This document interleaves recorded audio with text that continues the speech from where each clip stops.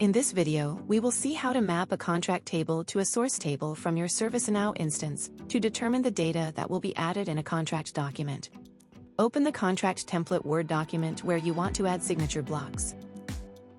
From the Microsoft Word ribbon, select the ServiceNow Contracts add-in and log in. In the Templates tab, select the contract template for which you want to map a table.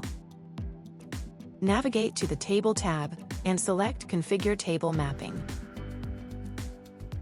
In the Table Mapping Details section, configure the details for the data source table from which you want to add data in the contract document.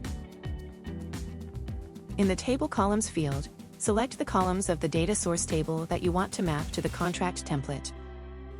After adding required columns, select Next.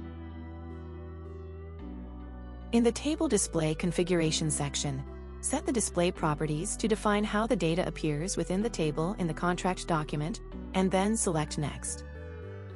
Display the formatting symbols by selecting the Show/Hide Formatting Marks icon on the Microsoft Word Home ribbon. Select the table along with the starting and ending paragraph symbol.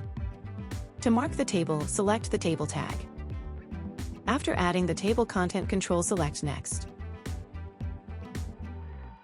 Map the columns in the document to the content controls.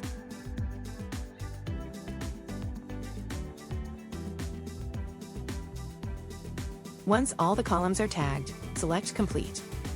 The table mapping is completed and is listed under the Table tab on the Add-in panel. The table mappings are synced to the ServiceNow instance. You can access them by logging to the ServiceNow instance and navigating to the table mappings of the contract template.